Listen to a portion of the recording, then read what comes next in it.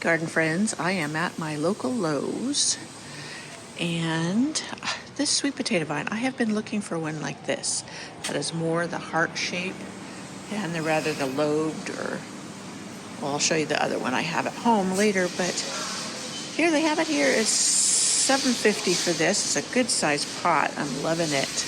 But I just wanted to share with my little trip with you today. I often see over on Hooked and Rooted, she does what her local Lowe's and Home Depot have in stock. And it always impresses me the difference between mine, what I get here in our store, and then what she has over there. I think she's in Massachusetts or Maine or something like that. I can't remember.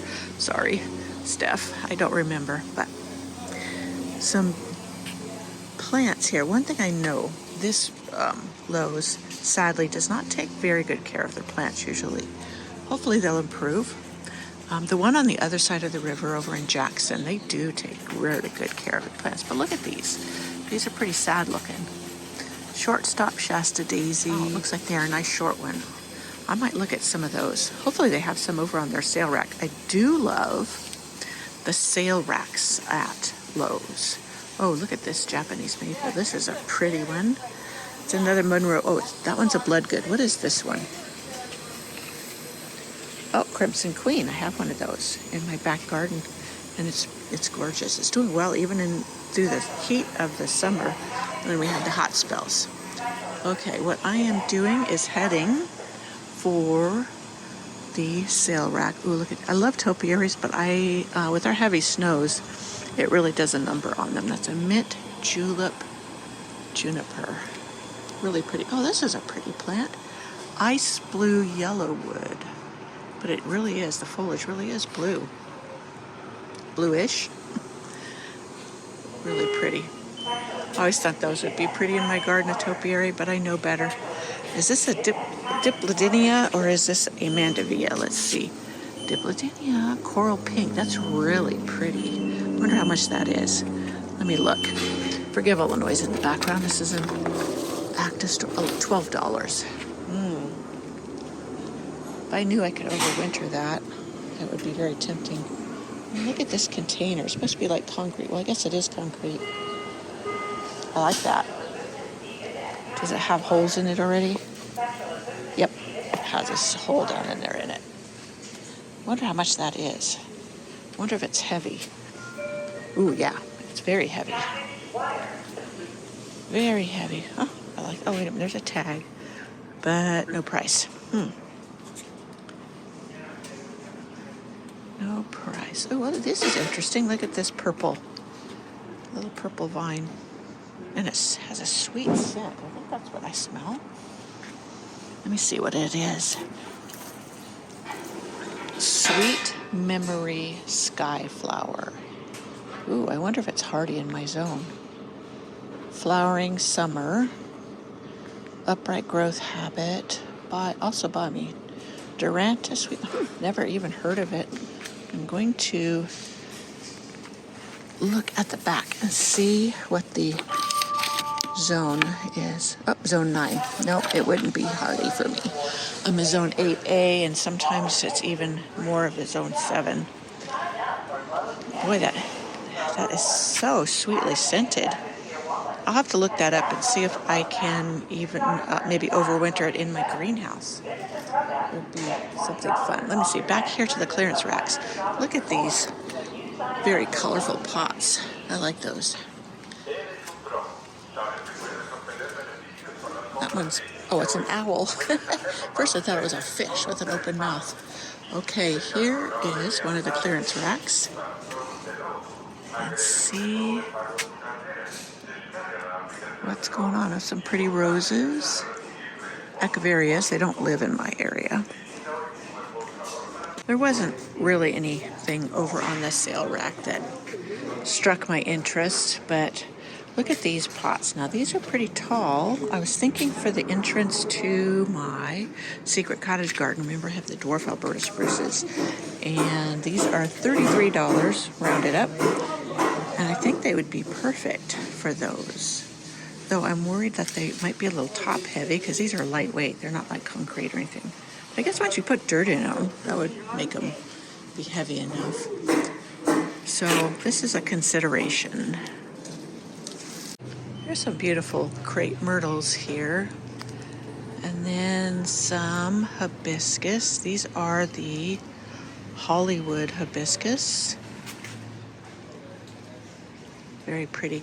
It looks like they must be between shipments because they've got some bare spaces. So they must be getting ready for more fall selections. Here's some pretty roses. Let's see what they got.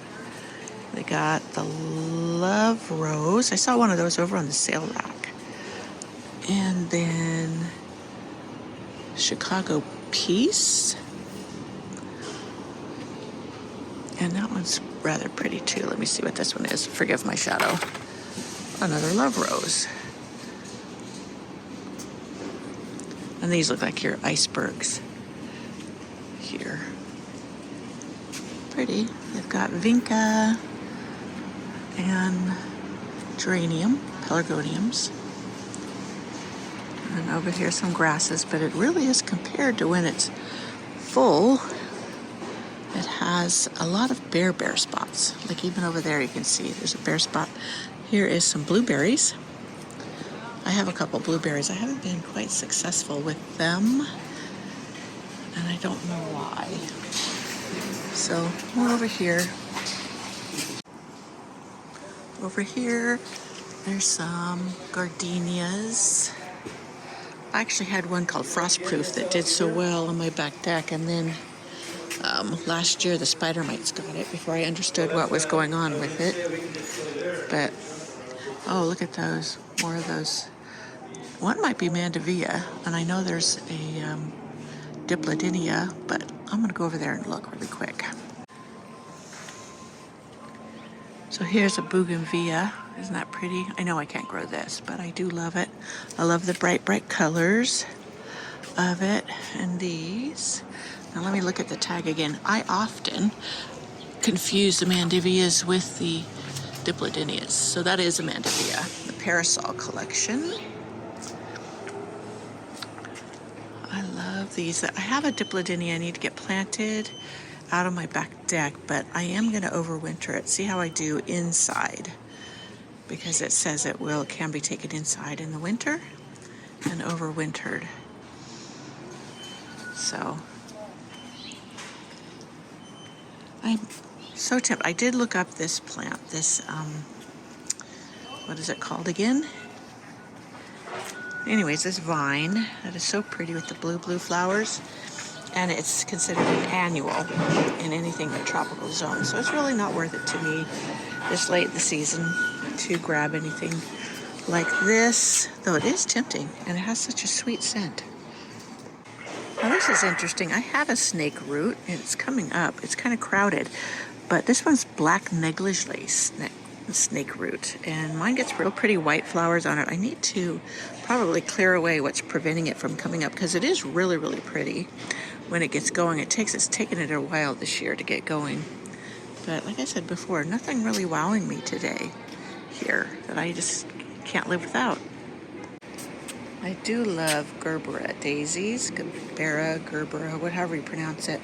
When I lived in the Central Valley, San Joaquin Valley, I used to grow them and they would come back every year, but I know at my house that will not work. So here's a real Galaxy Shasta daisy. I wonder what is the appeal.